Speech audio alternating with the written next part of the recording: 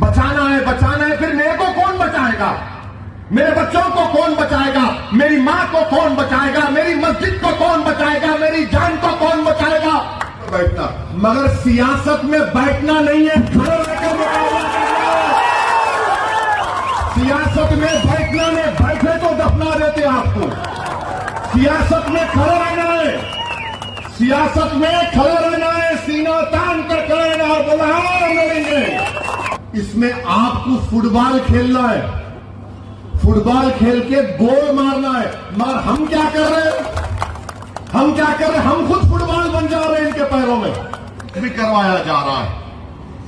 इस बात से कोई इनकार नहीं कर सकता कि जब से बीजेपी की नरेंद्र मोदी की क़यादत में हुकूमत बनी, इस हुकूमत ने पूरी कोशिश कर रही है कि भारत के मुस्लिम माइनॉरिटीज को उनसे सौतेला सलूक किया जाए और इनकी पूरी कोशिश यही है कि भारत में जितने कमजोरियां और गलतियां होती हैं, वो गलतियां और कमजोरियां नरेंद्र मोदी के सरकार की गलत पॉलिसियों की बुनियाद पर होती है, तो वो उसका इल्जाम मुसलमानों पर लगाकर अपनी कमजोरियों को, अपनी बदनामियों को छुपाने की कोशिश करते हैं। इससे कोई इनकार नहीं किया जा सकता कि जब से नरेंद्र मोदी की सरकार बनी है, वो भारत के संविधान को कमजोर नहीं बल्कि उसकी धज्जियां उड़ाने का काम कर रहे हैं। इससे कोई इनकार नहीं किया जा सकता कि जब से नरेंद्र मोदी भारत के वजीर आजम बने हैं, हमारे कॉन्स्टिट्यूशन में, हमारे आइन में जो theory of separation of powers है, उसको नरेंद्र मोदी बहैसियत एग्जीक्यूटिव उसको धज्जियां उड़ा रहे हैं, उसको कमजोर कर रहे हैं। इससे कोई इनकार नहीं किया जा सकता कि जब से नरेंद्र मोदी भारत के वजीर आजम बने हैं, ये हुकूमत सिर्फ एक मजहब को प्रमोट कर रही है, जबकि हुकूमत का काम यह होता है कि वो किसी भी मजहब को प्रमोट ना करे। हुकूमत का कोई मजहब नहीं होता, मगर यह हुकूमत एक मजहब को प्रमोट कर रही है और इसके प्रमोशन में सबसे ज्यादा काम अगर कोई सेल्समैन का कर रहा है तो उसका नाम भारत के वजीर आजम नरेंद्र मोदी का सफ़े अव्वल में शामिल होगा। इससे कोई इनकार नहीं किया जा सकता कि जब से नरेंद्र मोदी की हुकूमत बनी है, अनकॉन्स्टिट्यूशनल तरीके से अपनी अददी ताकत की बुनियाद पर भारत की लोकसभा में अनकॉन्स्टिट्यूशनल कानून को बनाया जा रहा है, जिसमें ट्रिपल तलाक भी शामिल है। ट्रिपल तलाक का कानून अनकॉन्स्टिट्यूशनल है।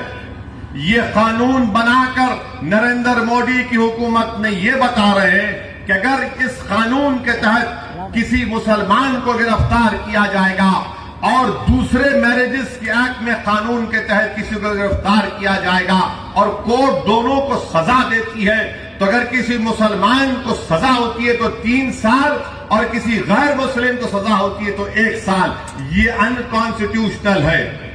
दूसरा उसमें गलती ये की कि ये कहते हैं कि अगर कोई बेवकूफ किस्म का मुसलमान अपनी बीवी को ट्रिपल तलाक देता है तो शादी खत्म भी नहीं होती, मगर उसको गिरफ्तार भी करना है। जुर्म होगा तो गिरफ्तार करना ना, मगर हमारे वजीर आजम माशाअल्लाह इतना जबरदस्त उनका आईक्यू और दिमाग है कि वो कहते हैं कि शादी तुम ट्रिपल तलाक भी बोलो तो शादी नहीं टूटेगी, मगर तुमको जेल में जाएंगे। ये नरेंद्र मोदी की हुकूमत का गलत फैसला था, जिसका मैंने 1 मरतबा नहीं 3 मरतबा पार्लियामेंट में मैंने इसकी मुखालिफत की और बीजेपी से उस वक्त भी और आज भी कह रहा हूं, इस मुल्क में अगर औरतों के हिफाजत के लिए कोई कानून बनना है, खवातीन के लिए, वुमेन के लिए, तो डिजर्शन के खिलाफ कानून बनना चाहिए।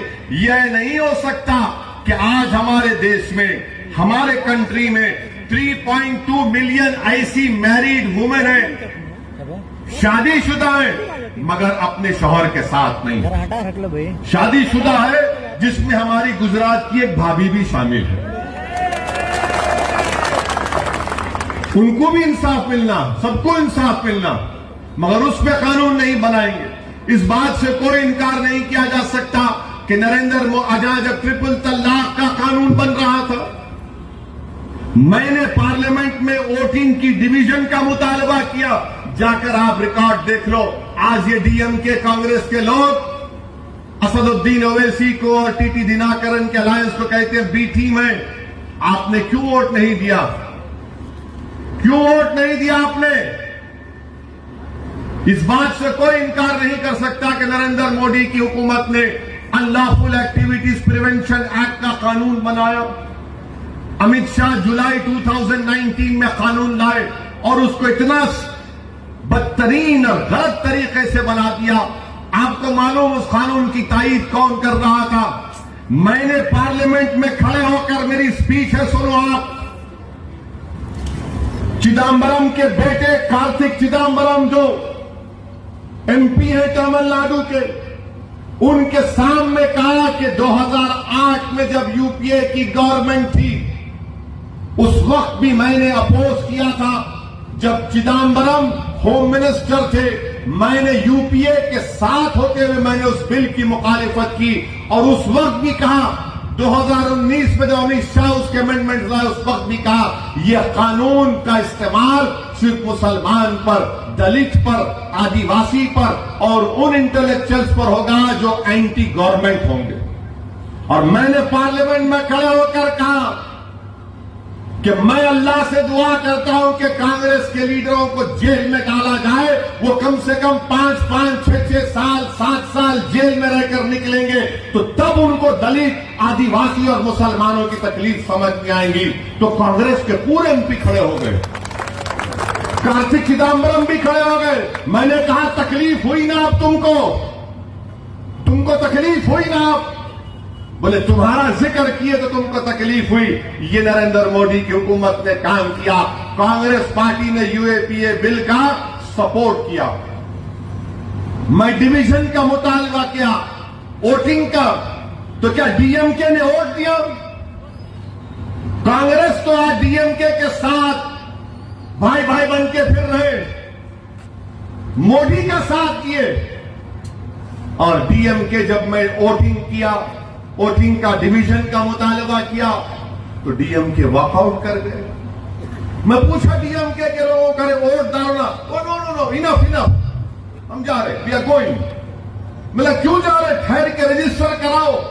नहीं, सिटीजन अमेंडमेंट बिल लाया गया, मैंने पार्लियामेंट में उस बिल को फाड़ा अनकॉन्स्टिट्यूशनल कहकर। 300 बीजेपी के एमपी, डीएम तमिलनाडु के 38 एमपीज थे। मैंने डिवीजन किया, बोला वोटिंग करो, डीएमके चले गए, कांग्रेस पार्टी चले गई। आपको मालूम, मैं जब वोटिंग का मुतालबा डिमांड किया तो मेरे को खाली 6 वोट मिले। 6 वोट मिले मेरे को। डीएमके वोट नहीं दिए, कांग्रेस वोट नहीं दिए और आकर बोलते हम CAA को इंप्लीमेंट नहीं करेंगे। मेरे अजीज दोस्तों और बुजुर्गों, लोग मेरे से पूछते हैं आप क्यों अलायंस नहीं करें इन लोगों से, आप क्यों लड़ रहे हैं? मैं आपको आज बोल रहा हूं, मैं पहले भी जिक्र किया था और इसके गवाह वकील हैं, इसके गवाह हमारे मजलिस के मसूद हैं। यही डीएमके के इनके डॉक्टर मस्तान हैदराबाद को मेरे पास आए, बोले मैं आ रहा हूं। मैं बोला मुझे जाना है। बोले नहीं आना है। आए मेरे घर को आए, मेहमान थे। मुझे तकलीफ हो रही है बोलते वक्त, मगर लोग सवाल कर रहे हैं तो बता रहा हूं। मुझसे बैठकर कहा था कि 1 सीट आपको देते हैं, वानी अंबाड़ी की देंगे। बोले थे ना वकील,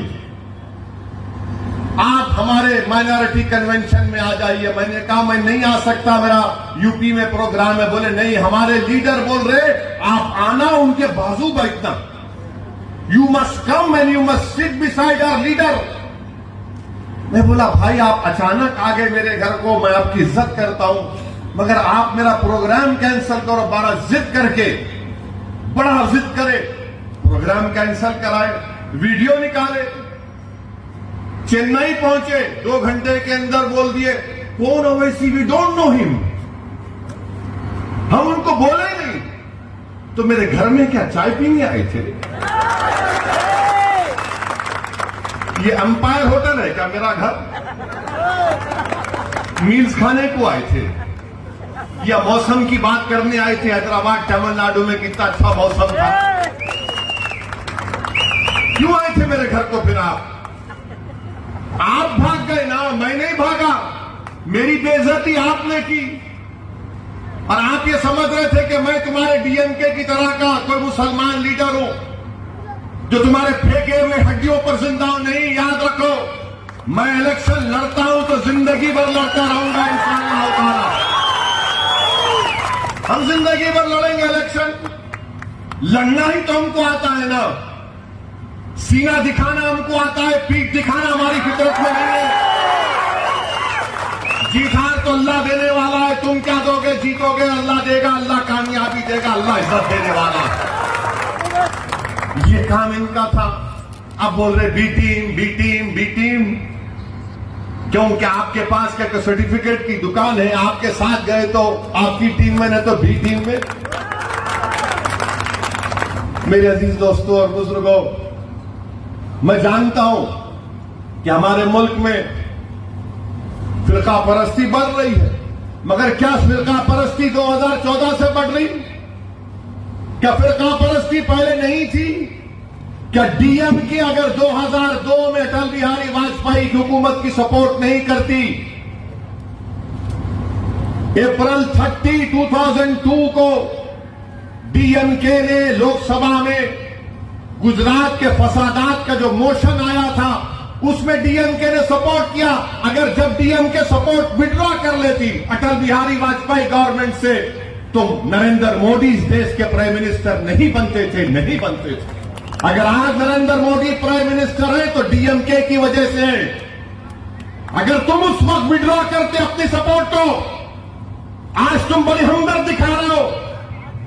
जब तुमको मलाई मिल रही थी, मिनिस्ट्री मिल रही थी, तो तुम खामोश हो गए। क्यों तुम विड्रॉ नहीं किए? जब ये तुम्हारा कमिटमेंट है सेकुलरिज्म का, आप हम पर उंगलियां उठा रहे। याद रखो, असदुद्दीन ओवैसी पर तुम एक उंगली उठाओगे, मैं 10 उंगलियां तुम्हारे ऊपर दिखाऊंगा। मेरे अजीज दोस्तों और बुजुर्गों, वहां से फिरका परस्ती बढ़ रही है। ये कांग्रेस पार्टी बोलती है ओवैसी कम्युनल है। अरे तुम्हारे से बड़ा कम्युनल कोई दुनिया में था ना, है ना रहेगा। बाबरी मस्जिद गई तुम्हारे दौर में। बाबरी मस्जिद के ताले खोले गए जब राजीव गांधी प्राइम मिनिस्टर थे। बाबरी मस्जिद शहीद हुई जब नरसिम्हा राव कांग्रेस का प्राइम मिनिस्टर था। आज बाबरी मस्जिद का जजमेंट आया तो कांग्रेस पार्टी वेलकम करती है। कमलनाथ बोलता है कि मैं सिल्वर ब्रिज भी जाऊंगा। प्रियंका गांधी बोलती है कि मैं वहां पर जाऊंगी। मेरी मस्जिद है ना, वो मेरी मस्जिद है ना, वहां चला गई। मेरे अजीज दोस्तों, सुप्रीम कोर्ट का फैसला, सुप्रीम कोर्ट को सुप्रीम कहते हैं। जैसा कि जस्टिस वर्मा ने कहा था कि supreme court is supreme but not infallible. मेरे अजीज दोस्तों और बुजुर्गों, फिरका परस्ती यकीनन है, खत्म नहीं हुई। अगर फिरका परस्ती खत्म हो जाती, आज मस्जिद में था मैं, जुमे की नमाज, कौन सी मस्जिद? मस्जिद खदीम में अल्हम्दुलिल्लाह जुमे की नमाज पढ़ने का मौका मिला। वहां पर हजरत क़िबला मौलाना ने यह अपील की कि सेकुलर पार्टियों को वोट दो, सेकुलरिज्म को जिंदा रखो। मैं पूछना चाह रहा हूं, 2018 में रमजान के महीने में एक बच्चा था जुनैद, हाफिज जुनैद, 18-17 साल का बच्चा, दिल्ली से नए कपड़े लेकर अपने घर को हरियाणा में जा रहा था तो भरी ट्रेन में जुनैद को चाकू से मारा गया। चलती हुई ट्रेन में जुनैद को मारा गया। कोई उठ के जुनैद को बचाने को नहीं आया, कोई नहीं आया। सब देखते रहे, चाकुआ पड़ते रहे, वार पड़ता रहा। प्लेटफॉर्म आया, ट्रेन रुकी तो उसका भाई अपने जख्मी भाई को उठाकर प्लेटफॉर्म पर उठाता है और कहता है कि कोई मदद करेगा मेरे भाई को, क्योंकि 50 सीढ़ियां चढ़ के दूसरी जगह उतारना। कोई नहीं आया। ये सेकुलरिज्म है। मैं अपने बच्चे को उठाता हूं, अपने भाई को, अपने बेटे को, और 50 सीढ़ियां चढ़कर 50 सीढ़ियां उतरकर पुकारता हूं कि भाई को एम्बुलेंस तो लाओ, मेरा भाई मर जाएगा, मेरा भाई मर गया, मेरा बेटा मर गया। सेकुलरिज्म जिंदाबाद। यह सेकुलरिज्म है। के खिलाफ को मारा जाता है घर में फ्रिज के नाम पर, यह सेकुलरिज्म है। और निकलता उसमें बकरी का गोश्त। पीलू खान को रोड पर मारा जाता है, यह सेकुलरिज्म है। रकबर खान को कुल्हाड़ी से मारकर वीडियो निकाला जाता है, यह सेकुलरिज्म है।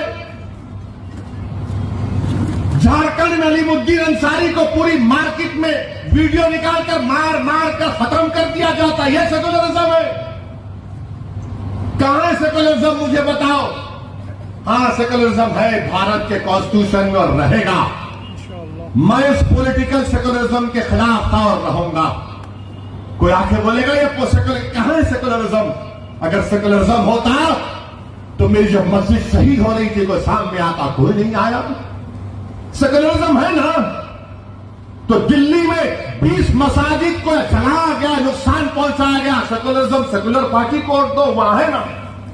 जब मस्जिदों पर हमला हो रहा था तो दिल्ली का चीफ मिनिस्टर बजाय दौड़ता, चेन्नई के साइज का दिल्ली नहीं है, चेन्नई से भी थोड़ा कम होगा, वो चीफ मिनिस्टर बजाय जहां पर मस्जिद पे या मंदिर पे मुसलमान पे हिंदू पे हमला हो रहा था वहां पर दौड़ कर जाता हो। क्या किया मालूम? दिल्ली का चीफ मिनिस्टर, जिसको सेकुलर पार्टी बोलते हैं, वो महात्मा गांधी के समाधि के सामने जाके खामोश बैठा रहा। मर गए लोग। एक 85 साल की औरत जल के मर गई धुएं से। सेकुलरिज्म है, सेकुलर पार्टी को वोट दो। कौन? मैं जिम्मेदार था उसका। सेकुलर पार्टी को वोट दो।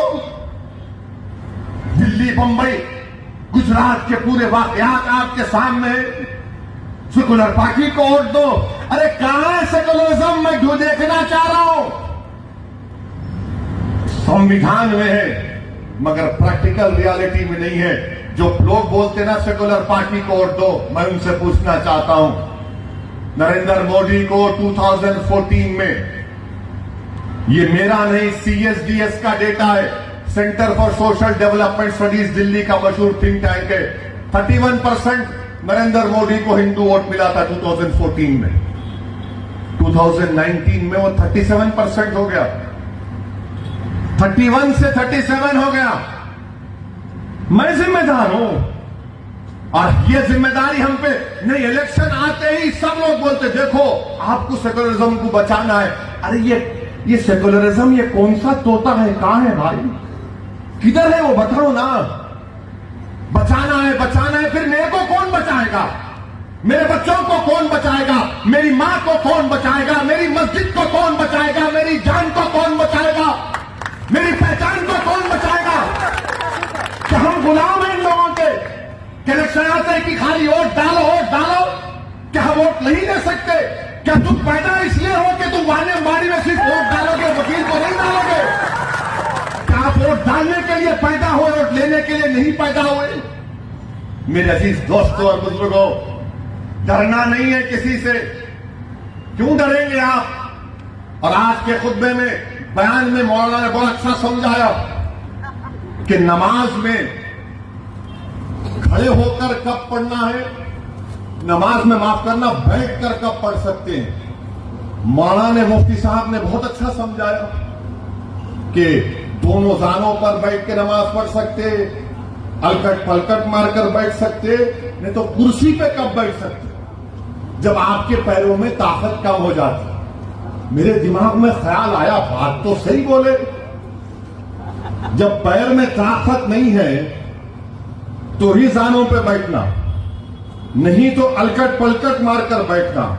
और डॉक्टर बोले वो भी नहीं कर कुर्सी पर बैठना, मगर सियासत में बैठना नहीं है, खड़े रहकर मुकाबला करना। सियासत में बैठना नहीं, बैठे तो दफना देते आपको। सियासत में खड़े रहना है, सियासत में खड़े रहना है, सीना तान कर खड़े रहना और बुलहार मिलेंगे। जब इबादत, सबसे महबूब इबादत नमाज में यह हुक्म है, तो यह भी इबादत है बातिल ताकतों से मुकाबला करना, अपने हक को मनवाना, मुत्तहिद होना। क्योंकि जमहूरियत में जब तक आपके पास आपकी ताकत नहीं होगी कोई नहीं सुनेगा आपको। ये सेकुलर पार्टी धोखेबाज है, झूठे हैं, बहुत बड़े झूठे हैं, इनसे उम्मीद मत लगाओ। आप आज बोल रहे हैं सेकुलर था ना। 5 साल पहले क्या सबने नहीं कहा था कि एडीएमके को वोट दो? सोचो आप, 5 साल पहले बोले थे ना, जैसा आज जुम्मे में बोले 5 साल पहले बोले थे एडीएमके को वोट दो, एडीएमके को वोट दो। उन्हें क्या कराऊंगी? बोले शर्माओ लोग तो, खाली मुंडी तो भी लो, ऐसा बोलो, बोले थे ना। फिर क्या हुआ? उसका जिम्मेदार मैं हूं। आप बोले उनको वोट दो, हमारी बहन को रुला दिए, नीलोफर को रुला दिए। अब आप बोले नहीं इनको वोट दो। मेरे भाई, ये सियासत है, पॉलिटिक्स है, इसमें आपको फुटबॉल खेलना है, फुटबॉल खेल के गोल मारना है। मगर हम क्या कर रहे हैं? हम क्या कर रहे हैं? हम खुद फुटबॉल बन जा रहे हैं इनके पैरों में। फुटबॉल खेलना है, पॉलिटिक्स में फुटबॉल खेलना है। जिस तरह वो क्या फुटबॉल प्लेयर का नाम है, रोनाल्डो की तरह लेके दौड़ना। यहां क्या हो रहा? नहीं, हम ही खुद फुटबॉल बन जा रहे। सेकुलर पार्टी कहां है? सेकुलर पार्टी कौन सेकुलर है? हाँ, मैं आपको, मुझे बदनाम करते कि ये फिरका परस्त है। ठीक है, मैं फिरका परस्त हूं। अगर मजलूम आवाम के लिए लड़ना, संविधान में, कॉन्स्टिट्यूशन में जिसका राइट है उसके लिए लड़ना अगर कम्युनलिज्म है और उसको फिरका परस्ती कहते हैं, तो भाई मुझे अपनी फिरका परस्ती पे फख्र है। मुझे गालियां देते हैं, कांग्रेस के लोग बोलते हैं दल्लाल है। वो बंगाल की चीफ मिनिस्टर बोलती मैं पैसे ले लिया। अरे भाई, कुछ भी होगा, मेरे दिल का हाल अल्लाह जानने वाला है, तुम नहीं होते। मैं क्या हूं मेरा रब जानता है, क्योंकि मुझे मालूम कि मैं और वकील जब मर कर जाएंगे तो हमको हमारे अमाल का हिसाब देना है। मैं किसी नाम निहात इन लोगों को जवाब दे नहीं हूं, मैं ना जवाब नहीं दूंगा इनको। मेरे अमाल का हिसाब मेरा रब लेगा। और अगर आरसउद्दीन अवैसी हैदराबाद से निकलकर वानियमबाड़ी को आया है, तो मैं वानियमबाड़ी के अवाम से कह रहा हूं, तमिलनाडु की अवाम से कह रहा हूं कि इंशाअल्लाह ताला अल्लाह जब तक मेरी जिंदगी को बाकी रखेगा, मैं वानियमबाड़ी को आता रहूंगा, इलेक्शन लड़ता रहूंगा और इंशाअल्लाह ताला हम कामयाब होंगे। इंशाअल्लाह ताला हम कामयाब होंगे और डरने और घबराने की जरूरत नहीं है। याद रखो, नबी रहमत सल्लल्लाहु अलैहि वसल्लम की जिंदगी हमारे सामने ताइफ का सफर है, अहद के मसाइब और मुश्किलात हैं, ये तमाम चीजें करबला हमारे सामने। हिम्मत और हौसले को बुलंद रखो।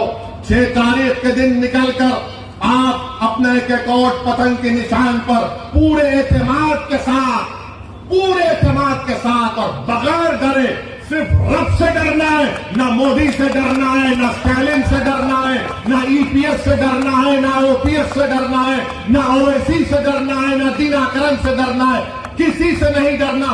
पूरे इत्मीनान और एतमाद के साथ 6 तारीख के दिन बटन दबाकर वानियमबाड़ी के लिए आप वकील को कामयाब करिए और इंशाअल्लाह ताला टीटी दिनाकरण तमिलनाडु का राइजिंग पॉलिटिकल स्टार है, हम उनके साथ रहेंगे। अस्सलाम वालेकुम व रहमतुल्लाहि व बरकातहू।